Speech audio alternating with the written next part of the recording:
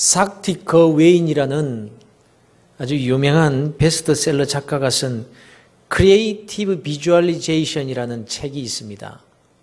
우리나라에서는 그렇다고 생각하면 진짜 그렇게 된다라는 제목으로 번역이 되어 있는데요.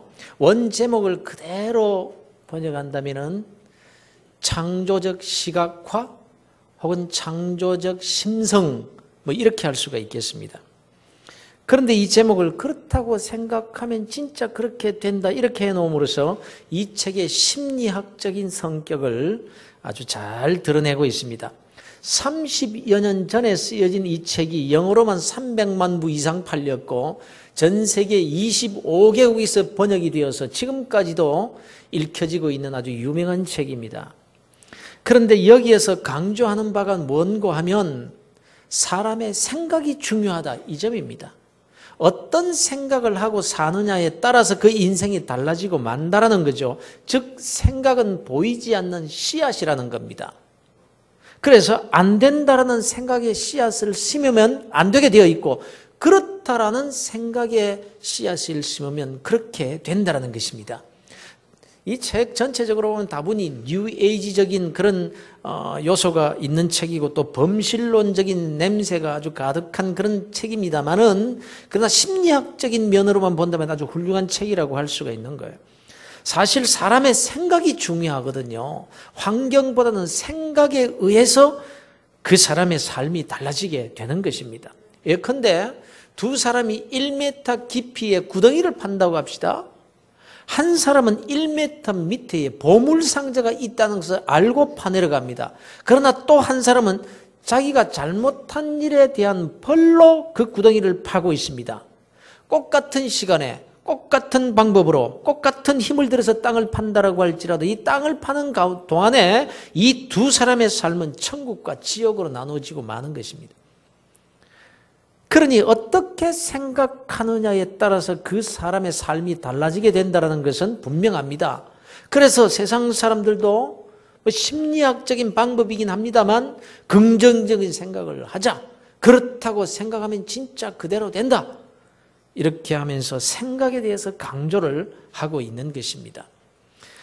그런데 사실 이건 모두가 다 하나님을 모르는 사람들이 하는 방법이거든요. 불신자들이 하는 방법입니다. 이런 방법들은요, 일종의 최면술입니다. 자기 자신을 믿으라. 이게 마인드 컨트롤의 일종이거든요. 앞서 소개했던 사티 거웨이는 자신의 책에서 이런 말을 합니다. 내 인생은 내가 가꾸어야 한다. 이렇게 말하면서 우주를 창조하는 주인은 바로 나다. 이런 말을 합니다. 이게 신앙적으로 보면 얼마나 불신의 말이며 교만한 말이냐.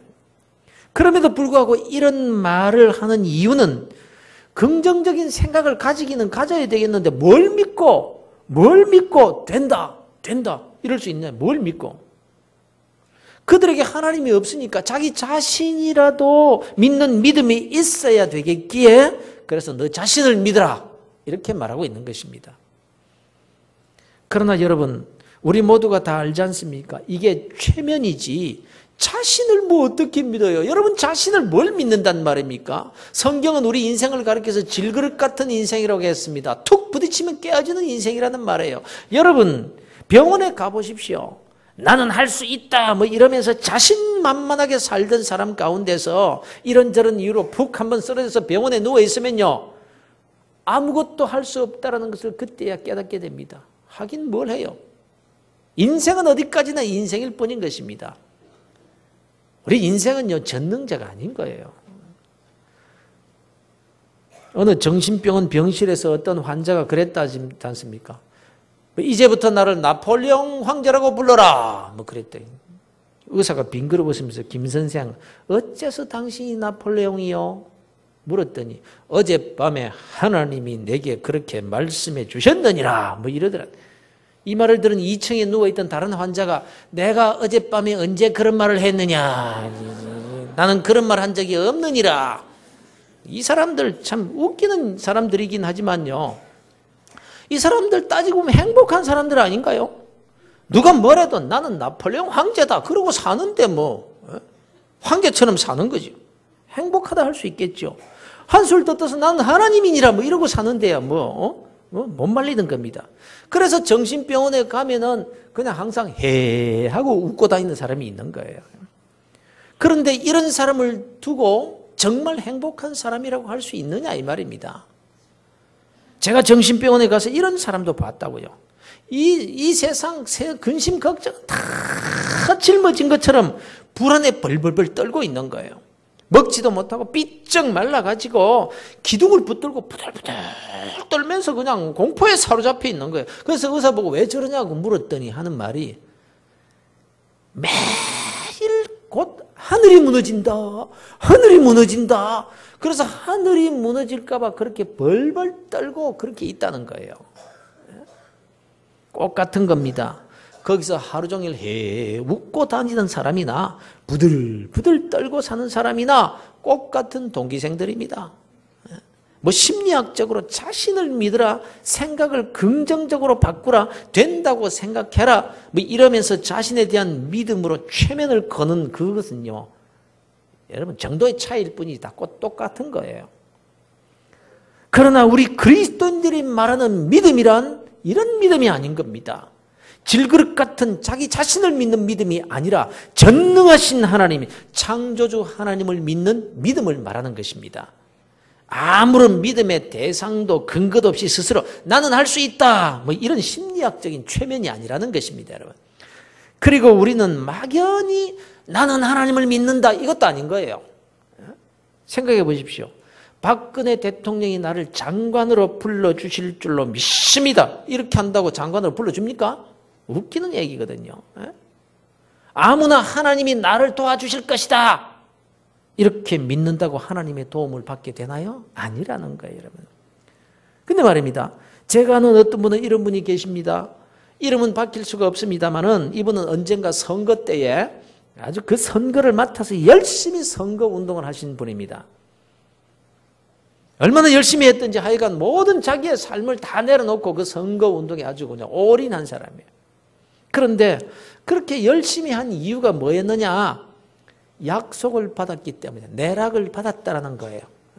당선이 되면 불러주겠다. 이런 내락을 받았던. 그런데 다행히 자기가 그 운동한 그분이 당선이 된 거예요. 그래서 굉장히 좋아했죠. 그런데 몇 달이 지나도 불러주지를 않는 거예요. 1년이 지났는데도 소식이 없습니다. 그런데 참 이상하지요. 그렇게 계속해서 세월이 흘러가는데도 불구하고 기다리는 거예요. 기다리는 거예요. 포기 안 하고 기다리는 거예요. 그런데 결국 어떻게 되거든요. 끝까지 부름을 받지 못하더라는 거예요. 찾아가도 이제 만나주지도 못합니다. 그러니까 얼마나 배신감과 또 좌절감과 낙심에 빠져버립니까? 그래서 그분이 그 인생을 많이 낭비하는 것을 보았습니다. 이분은 약속을 받고도 이렇게 배신을 당한 경우이긴 합니다만 어떤 사람은 또 부름을 받기도 하죠. 요즘 보은성 낙하산 인사다 뭐다 해도 말썽이 되고 있죠. 뭐 국회의원이 79세면 쉬어야지 뭘 나서느냐고 막 이래가지고 노인 폄훼다 뭐다 해서 굉장한 이슈가 되어 있는데 이게 다 뭡니까? 이렇게 저렇게 어려울 때 도와주고 내락을 받은 사람들이거든요. 물론 이렇게 내락을 받은 사람들 가운데서 부름을 받은 사람들도 있지만 그러나 그 많은 사람들을 어떻게 다 불러줍니까? 인간이기 때문에 그게 다 안 되는 거예요. 그래도 말입니다. 그래도 확실한 언질은 아닐지라도 비슷한 약속만 받아도 기다리더라는 거예요. 인생을 걸고 기다리든. 그러면 우리는 어떠냐? 하나님의 약속을 믿고 얼마나 그 믿음을 바라보고 우리가 사느냐 하는 점이죠. 여러분, 우리가 믿는 하나님은 어떤 분이십니까? 우리는 하나님을 가리켜서 약속의 하나님이라고 합니다. 거짓말을 하실 수 없으신 거룩하신 하나님, 한번 약속하신 것은 꼭 지키시는 하나님. 얼마나 하나님이 약속을 신실하게 지키시는가. 죄 지으면 영원히 죽으리라는 이 하나님 자신이 하신 약속 때문에 죄 지은 인생을 그냥 용서해 주실 수가 없어서 그 약속을 지키실 수밖에 없는 하나님이시기 때문에 약속을 지키기 위해서 자기의 독생자 예수 그리스도 십자가에 못 박아 죽이기까지 하나님께서 자신의 약속을 지키시는 신실하신 분이 바로 약속의 하나님이십니다, 여러분. 그래서 구약을 성경을 구약, 신약 이렇게 말하잖아요. 구약, 한약, 신약, 양약 이게 아니고 약속의 책. 약속의 책. 하나님은 약속의 하나님이시라는 거예요, 여러분. 그런데 여러분, 아브라함을 가리켜서 믿음의 조상이라고 합니다. 믿음의 조상. 그리고 영원히 멸망할 자리에서 구원시켜 주시고 자녀 삼아 주시고 천국 백성이 되게 해 주신 모든 구원받은 사람들, 우리 그리스도인들을 가리켜서 아브라함의 후손들이라고 합니다. 아브라함의 핏줄을 타고난 육체적인 후손을 말하는 것이 아닙니다. 갈라디아서에서는 이렇게 말씀하고 있습니다. 그런즉 믿음으로 말미암은 자들은 아브라함의 자손인 줄 알지어다. 이는 그리스도 예수 안에서 아브라함의 복이 이방인에게 미치게 하고 또 우리로 하여금 믿음으로 말미암아 성령의 약속을 받게 하려 함이라. 너희가 그리스도의 것이면 곧 아브라함의 자손이요 약속대로 유업을 이을 자니라. 이렇게 말씀하고 있습니다. 한마디로 예수 믿는 사람이 아브라함의 후손이고 아브라함에게 약속된 그 은혜와 축복을 유산으로 물려받을 자격을 갖춘 아브라함의 후사들이라는 것입니다. 그래서 아브라함을 가리켜서 믿음의 조상이라는 거예요. 유대인의 조상이 아니에요. 믿음의 조상인 거예요. 오늘 우리가 읽은 본문에서는 아브라함의 그 믿음과 하나님의 약속에 대한 내용이 기록되어 있습니다. 그러니까 아브라함의 참 후사들인 우리가 믿을 때에 하나님께서 어떻게 무엇을 약속하고 계신가에 대한 말씀이라는 것입니다. 하나님은 아브라함을 통해 오고 오는 모든 세대의 그리스도인들에게 언약을 체결하시는 거예요. 정치 권력자들이 급한 김에 숨어서 내가 당선되면 불러주겠다라고 은밀히 약속하는 그런 약속이 아닙니다. 하나님은 의식을 갖추어서 즉 세레모니를 통해서 약속을 체결하시고 그 약속을 아주 성경에 딱 기록해 놓으신 그런 약속, 숨어서 하신 약속이 아니에요. 믿음의 조상 아브라함이 하나님께 믿음을 고백합니다. 그러자 하나님께서 그 믿는 아브라함에게 복을 약속해 주십니다. 내가 네게 자손의 복과 땅의 복을 주겠다. 이렇게 말씀합니다. 그러자 아브라함이 어떻게 그것을 내가 믿을 수 있겠습니까? 이럽니다. 이때 하나님께서 이 약속을 두고 세레모니를 벌이십니다. 즉 의식을 통해서 약속을 체결하십니다. 어떤 회사와 기관이 서로 협력하는 관계를 맺겠다는 약속을 할 때 흔히 MOU 체결을 한다고 합니다. 양해각서를 체결한다고 하죠. 그러면 그냥 말로서 합니까? MOU 체결 행사 의식을 갖습니다. 사인도 하고 사진도 찍고 서로 양해각서를 주고받는 의식을 행하는 거예요. 그런데 하나님께서 아브라함에게 이런 의식을 갖추어 약속을 체결해 주신 거예요. 우리는 이 장면을 통해서 이 약속의 세레머니를 통해서 무엇을 어떻게 믿어야 되며 어떻게 살아야 하는지를 깨달을 수가 있는 겁니다. 하나님께서 우리에게 아브라함을 통해서 약속해 주신 그 약속의 내용이 무엇인가 이것을 우리가 살펴볼 수가 있는 것입니다. 아브라함아 3년 된 암소와 3년 된 암염소와 3년 된 수양과 산비둘기와 집비둘기 새끼를 잡아서 약속의 세레머니를 준비하라. 이렇게 말씀하십니다. 그래서 아브라함이 말씀대로 그렇게 합니다. 짐승을 잡아서 소도 반쪽 두 조각으로 나눕니다. 염소도 잡아서 두 쪽으로 나눕니다. 그래서 그 쪼갠 것을 양쪽에다가 마주보게 딱 이렇게 놓습니다. 이것이 당시 약속을 체결하던 의식이었습니다. 관습이었습니다. 히브리 말로 언약을 베리트라고 합니다. 이 베리트라는 말의 뜻이 영어로는 to cut, 그러니까 자른다, 쪼갠다 그런 뜻입니다. 그래서 쪼개어 놓고 그 사체, 짐승의 사체 사이를 지나감으로써 언약이 성립되는 거예요. 요즘은 약속을 할 때 증서를 씁니다. 인감 증명을 떼놓고 도장을 쾅 찍어서 약속을 합니다만 그 당시는 베리트, 짐승을 쪼개어 놓고 그 사이를 지나감으로써 약속을 체결하죠. 만일 이 약속을 어기면 이 짐승과 같이 쪼개진다라는 그런 상징적인 의미를 가지고 있었던 그런 의식이었습니다. 그런데 아브라함이 이렇게 약속의 제단을 만들어 놓고 기다리고 있는데 해가 졌습니다. 그리고는 잠이 들었어요. 눈을 떠보니까 예산날과는 달리 칠흑같이 깜깜합니다. 여러분 아무리 밤중이라도요, 눈을 뜨면은 조금 있으면은 뭐 희미하게 뭐가 보이는 법입니다. 그런데 깜깜한 칠흑같이 어두운 밤이었습니다. 그게 얼마나 무섭습니까? 얼마나 두려웠겠습니까? 아브라함이 이렇게 떨고 있는데 하나님이 아브라함에게 말씀을 하십니다.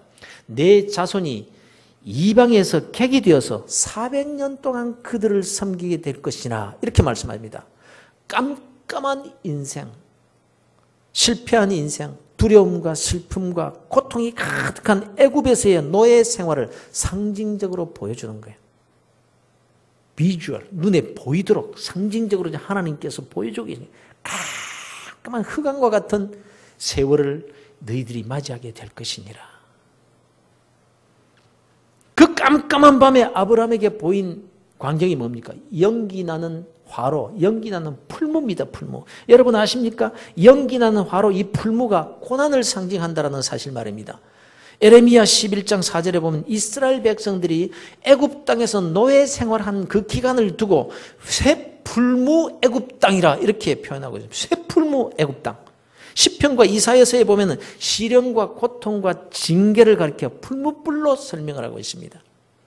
그런데 이 고난의 연기나는 화로 풀무불, 이 깜깜한 흑암을 보여주시고는 이어서 타는 횃불을 보여주십니다. 바로 그 타는 횃불이 쪼개진 고기 사이로 지나가십니다. 하나님께서 언약을 베푸시면서 그 횃불을 들고 지나가시는 것을 보여주는 거예요. 아시다시피 이 횃불은 승리의 상징입니다. 비록 연기나는 풀무와 같은 애굽의 고통이 있었지만 하나님은 약속대로 그 깜깜한 밤중에 횃불을 드시고 이스라엘을 구원해 주시겠다는 약속으로 그 사이를 지나가십니다. 그래서 결국은 하나님께서 그 약속대로 이스라엘의 횃불이 되어 주십니다. 바로 그 약속을 하나님께서 아브라함에게 하고 계신 거예요. 너희들을 괴롭힌 그 이방 나라는 내가 징계할 것이고 내 자손이 재물을 얻어서 사대만의 그 나라로부터 나오게 해 주리라. 이 약속을 하나님께서 아브라함에게 해주십니다. 우리가 알다시피 이 하나님의 약속은 그대로 이루어집니다. 이스라엘 백성들은 애굽의 노예가 되어서 400년 동안 정확하게 430년을 종살이 하다가 하나님께서 그 애굽을 치심으로 해방이 됩니다. 그 흑암에서 구원해 주십니다. 또 하나님의 약속대로 나올 때 그냥 나오는 것이 아니라 큰 재물을 얻어서 나오는데 하나님의 약속 그대로 4대 만에 나옵니다. 역대상 6장 1절에 보면요, 모세가 야곱의 아들 유다의 4대 손입니다. 그러니까 정확하게 4대 만에 출애굽하게 된 거예요. 여러분 하나님의 약속은 틀림없이 이루어집니다. 믿으시기를 바랍니다. 여러분 다시 한번 갈라디아서의 말씀을 기억하십시다. 그런즉 믿음으로 말미암은 자들은 아브라함의 자손인 줄 알지어다. 이는 그리스도 예수 안에서 아브라함의 복이 이방인에게 미치게 하고 또 우리로 하여금 믿음으로 말미암아 성령의 약속을 받게 하려 함이라. 너희가 그리스도에 것이면 곧 아브라함의 자손이요 약속대로 유업을 이을 자니라.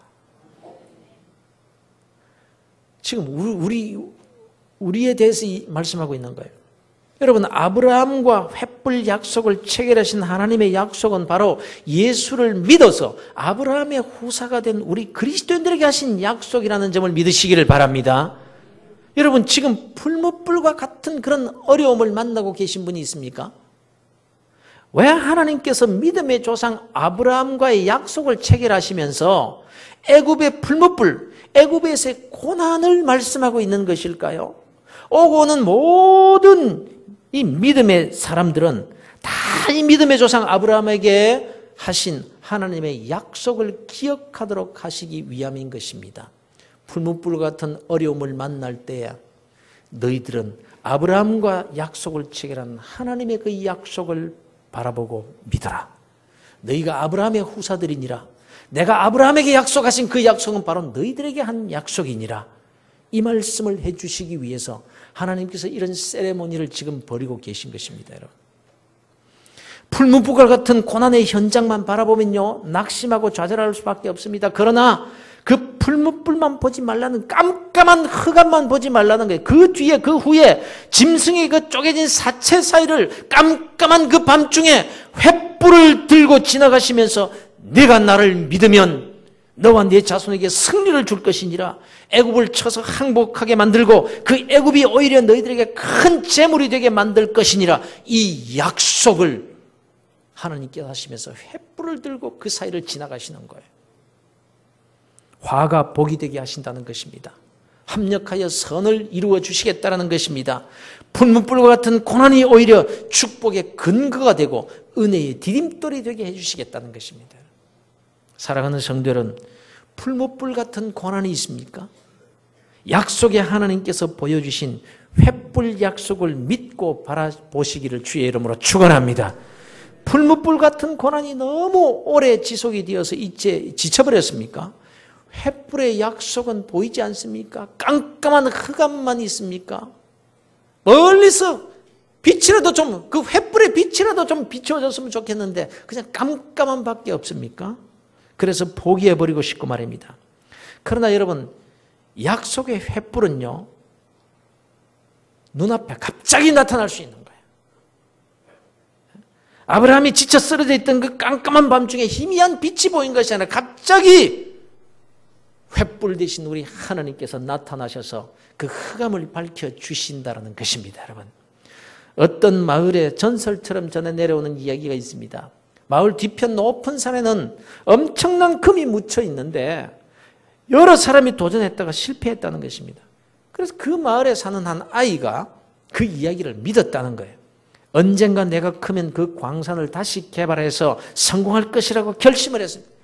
이 아이가 성인이 되어서 이제 어느 정도 돈을 모으자 버려진 그 산에 찾아와서 광맥을 다시 파들어가기 시작합니다. 너무나 오랜 세월이 지났기 때문에 예전에 사용했던 갱도는 다 무너져버리고 땅속에 묻혀 있었습니다. 그래서 그는 다시 그 갱도를 파들어갑니다. 아주 있는 힘을 다해서 노력한 결과 전에 파다가 포기한 그 장소에 이르게 되었습니다. 거기 딱 보니까 곡괭이 하나가 벽에 꽉 박혀 있습니다. 너무 오래돼서 자루는 다 썩어 없어졌고 쇠덩이만 벽에 이렇게 박혀 있습니다. 그 파다가 지치고 지쳐서 이제 포기해버리고 곡괭이를 벽에다가 꽉 박아놓고 이제 다 포기하고 철수해버렸던 것입니다. 바로 그 곡괭이를 제껴서 뽑았습니다. 그런데 곡괭이 끝에 노란 것이 묻어나왔습니다. 거기를 파보았더니 바로 거기서부터 지층의 특수한 작용으로 금이 맥을 이루고 있는 소위 금노다지가 시작이 되더라는 겁니다. 여러분, 고난의 풀무가 문제가 아니라는 거예요. 왜냐하면 신실하신 하나님께서 우리에게 주신 횃불의 약속이 있기 때문입니다. 아무리 캄캄한 흑암이 계속된다고 할지라도 하나님께서 횃불을 들고 나타나시면 여러분, 그 고난의 풀무가 변화해서 은혜와 축복이 될 줄로 믿으시기를 바랍니다. 그 약속을 우리가 받고 있는 거예요. 그래서 우리 그리스도인들은 세상 사람들과 같이 그렇다고 생각하면 진짜 그렇게 된다, 뭐 이런 자기 최면적인 믿음이 아니라 전능하신 하나님의 약속이 있으니 약속을 내가 바라보고 내가 기다리라. 내가 믿음으로 그 약속을 받아 누릴 수 있는 아브라함의 후사가 되리라. 이것이 우리가 가져야 될 태도요, 믿음이라는 것입니다, 여러분. 그런데 여러분, 이 횃불 약속을 누구와 하셨다고요? 아브라함과 그의 후손들입니다. 그러면 아브라함이 누굽니까? 믿음의 조상입니다. 하나님께서는 그냥 자연인 아브라함, 유대 민족의 핏줄의 그 조상인 아브라함이 아니고 자연인 아브라함과 이런 횃불 약속을 맺으신 것이 아니라 믿음의 조상 아브라함. 아브라함이 여호와를 믿으니 여호와께서 이를 그의 의로 여기셨다. 아브라함의 믿음을 보시고 그 믿음의 사람 아브라함과 이 횃불 약속을 해주셨다는 것입니다. 그러니 문제는 믿음인 거예요.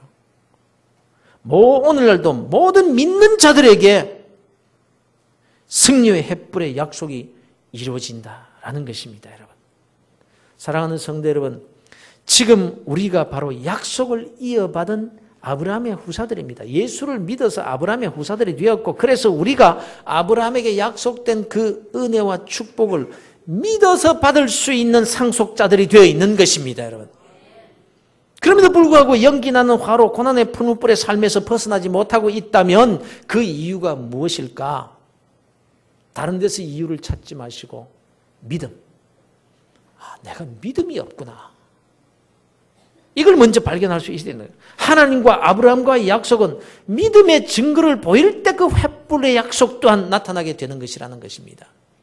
사랑하는 성도 여러분, 아브라함의 후사가 되신 성도 여러분, 승리의 횃불 약속이 여러분의 삶에서 나타나도록 믿는 자 되시기를 주의 이름으로 축원합니다. 그러면 믿는다는 게 도대체 뭡니까? 하나님을 믿는다라는 것이 뭐냐? 그것은 바로 하나님의 말씀을 믿는다라는 것입니다. 믿음의 조상 아브라함의 후사에게 약속된 은혜와 축복을 믿는 데서 주어지는데 그 믿음의 증거는 바로 기록된 하나님의 말씀에 순종하는 데서 나오게 되는 거예요. 그런 거로 여러분, 하나님의 말씀 앞에서는 무조건 아멘으로 순종하는 성도들이 되시기를 바랍니다. 우리는 아브라함의 후사들이기 때문에 말해요. 아브라함의 믿음으로 살아서 아브라함에게 약속된 은혜와 복을 받아야 할 사람들이 바로 저와 여러분들인 것입니다. 그렇다면 아브라함을 본받는 믿음이란 어떤 믿음, 아브라함은 어떻게 믿었다는 것일까요?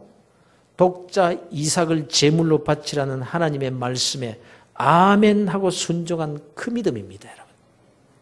그러면 그 믿음의 결과가 무엇이었습니까? 독자를 잃었습니까? 손해봤습니까? 내가 내 아들, 내 독자까지도 내게 아끼지 아니하였으니 내가 이제야 내가 하나님을 경외하는 줄을 아노라. 내가 이같이 행하여 내 아들, 내 독자도 아끼지 아니하였은즉 내가 네게 큰 복을 주고 내 씨가 그 독자가 크게 번성하여 하늘의 별과 같고 바닷가의 모래와 같게 하리니 내 씨가 그 대적의 성문을 차지하리라. 또 내 씨로 말미암아 천하 만민이 복을 받으리니 이는 내가 나의 말을 준행하였음이니라. 여러분, 연기 나는 화로의 풀무불을 두려워하지 마시고 순종의 믿음을 하나님께 보여드리시기를 바랍니다. 아브라함과 같이 우리는 아브라함의 후사들이기 때문에 그냥 아브라함을 택하셔서 약속을 주신 것이 아니라 그의 믿음 때문에 우리는 아브라함의 후사들입니다. 우리가 예수 그리스도를 믿고 하나님을 믿어서 의로운 사람들이 된 아브라함의 후사들입니다, 여러분. 연기나는 화로와 풀무불의 고난을 두려워 마시고 순종의 믿음을 하나님께 보여드리시기를 바랍니다. 그때 타는 횃불의 약속을 보게 될 것입니다, 여러분.